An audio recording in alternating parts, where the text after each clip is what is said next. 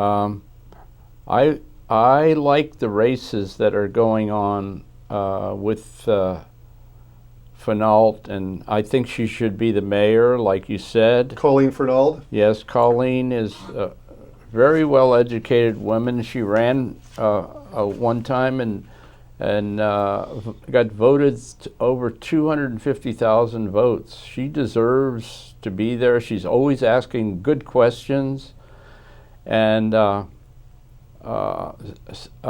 is Watoski. He's a question person. I hope he stays on the city council. Wasaki, yeah. You know, this our bicycles are Gary Wasaki. He Is that why you ride a bicycle? Well, you know, he's been involved. He's a bicycle rider. He's been involved with the coalition, and you know, I think much more can be done with bicycling in the area.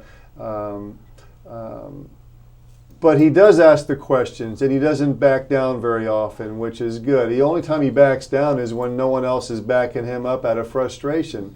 And the deception and the baloney that was piled in his direction before that one other race earlier in the year. And Colleen Fernald has kind of gone through the refiner's fire. You know, she's been battling for a long time, and then the situation surrounding the loss of her daughter, the questionable suicide, we don't know, but there are definitely some serious thoughts about that. But all this has forged her to be a stronger person. I mean, it's the sort of thing when I say the refiner's fire, people go through it, it either breaks them or makes them stronger. Yes. And despite her idealistic and according to other people, non-political type of attitude, is all to the better. Because what's the politics gotten us so far? Though the entire political animal is corrupt.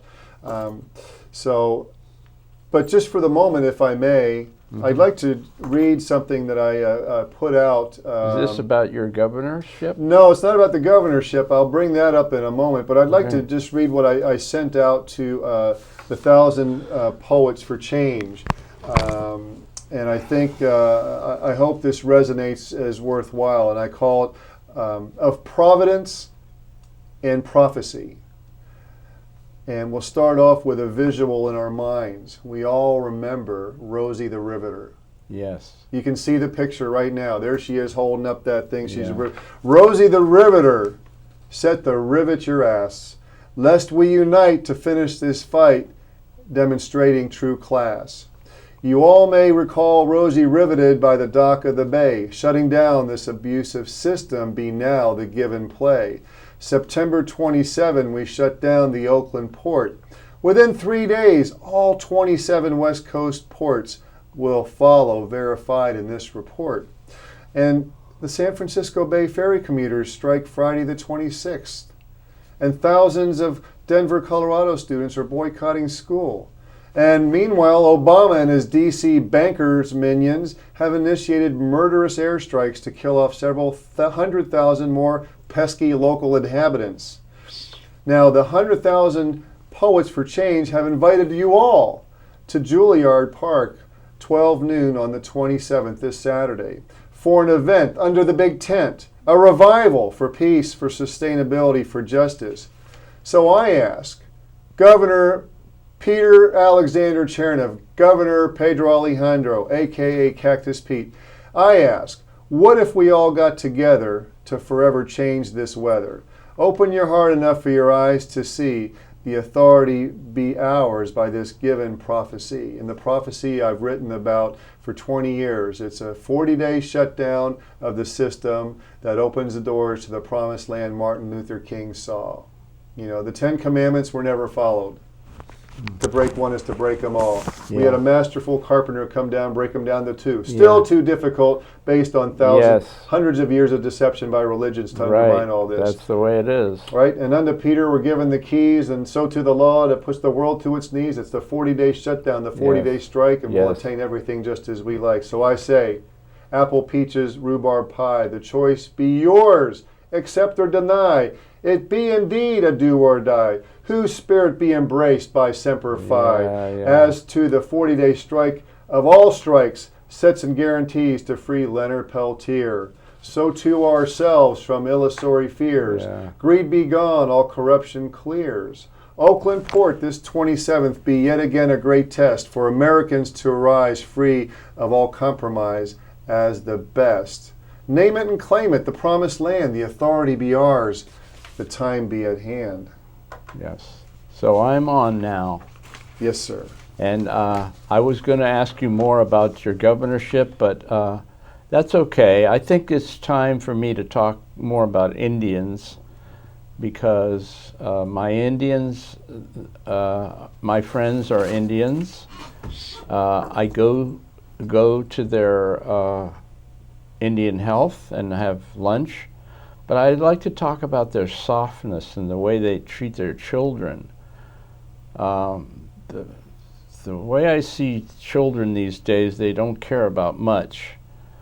But the way the women, the grandmas, older women, and younger women treat their children differently than a lot of people. So I talk about the Indians and their dance. I always try to go to video their dance. I will video this thing on Saturday, but mostly I'm talking about the Indians. That's all I have to say today. Well, you know, they're the most genocided, abused people in this land. Over what, 400 or 500 million?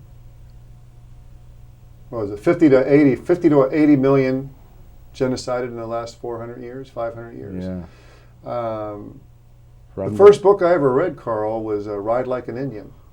Is that right? That's right. And my tattoo was something like that. Is that right? Yeah. And you know, and the prophecy I was gifted and I've shared for 20 some years revolves around what's required to free Leonard Peltier. Who's been in there 37 years. 38 years now. 38 years. Yeah. And Robert Redford did a wonderful documentary, which anybody can watch like right after this show, just by on your computer. Look up Robert Redford's Incident at Oglala, Oglala. You can watch it right there. Or if you got Netflix, it's free on Netflix. Yes. It's probably the most powerful, important documentary of our time, because the prophecy and what I've been given and I've shared with as much as I can is that, you know, even biblically it says the last shall be first. And from my understanding, the last is a reference to the animals. But when it comes to the tribes of men, the last is a reference to the Tsalagi, the Cherokee that intermarried with all the tribes before 14. The women are so important. Well, they teach the children a reverence for the land and the animals. Yes. You know. And so Leonard in prison, he represents the 500-year worldwide indigenous resistance. And in his cell is the living, breathing spirit of the U.S. Constitution, yes, which was a gift from who? It was a gift from the Iroquois people. And the 40-day strike. Isn't that funny that I had somebody tell me that the other day? What's that? They told me that the world was from afar, or from the satellites, are showing that the United States was in the shape of a turtle. And that turtle was supposed to rescue women because they're Mother Earth. That's what this is about. That's what it's about. It's about Mother Earth and women, and the turtle is their symbol. Well, you're referring to, of course, Turtle Island, and It said the United States, whole United States is a turtle.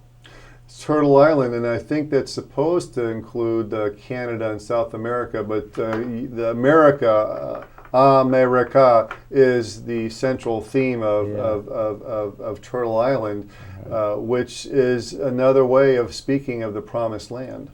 And Leonard, from what I was given in the prophecy I've shared for 20-some years, is scheduled to be the first man to step into the Promised Land, which is only fitting since of what he represents. You know, I mean, we've lots of people in prison that are wrongfully so, but Leonard's case, I mean, he was chosen to be where he is before he was born. I mean, this is all about the mysteries of life. I mean, who are we? Why are we here? We're here to do the best we can with what we got, and the problem is we've been lost in politics and education and all this baloney, whereas we've lost track of the spirit. And then a lot of people have, over the decades, have gone back to be reintroduced to Native American traditions. Even Native Americans themselves have delved deeper back into from whence they came because of the spiritual connections to Mother Earth. And when you speak about women, it is also the time for the goddess to be arisen, because she has the power to break the chains of this prison. Right. Well, I think we should end this show like that. I think we did a good recitation today, and we'll be back. Well, I think I just would like to finish. Can I say one or two more things briefly? Okay, go ahead. And that is, I would be honored to be the governor of California. You know, a lot of people, we joked about it at first, and then we started realizing that the choices are, you know, two thieves or someone that would be willing to not accept a salary and to put forth two or three ways to put everybody to work within 2 weeks.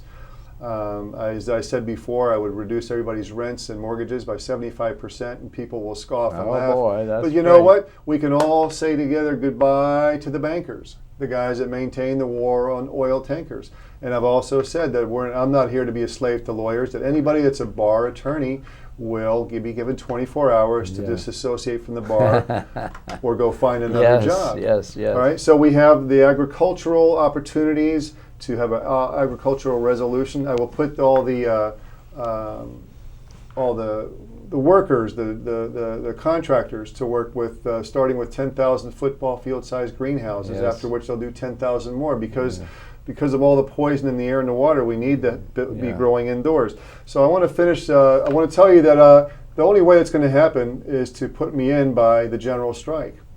There's no voting. There's never been any vote when it comes to these sort of things. The ultimate vote is by our own actions, and that's a strike to say we're not dealing with this ridiculous system anymore. So to you, I want to invite you all to Oakland the 27th. And I want to tell you this last thing, and that is that for every issue that concerns the 100,000 poets, and for every issue that will be acknowledged at the Petaluma Progressive Festival on the 28th, will be resolved, Carl, by the 40-day strike. Whereas the animals and the earth will be freed, and true hearts have finally attained true civil rights. And during this 40 days, Carl, I encourage the 100,000 Poets for Change to set a radical freedom-based poetry record-setting slam.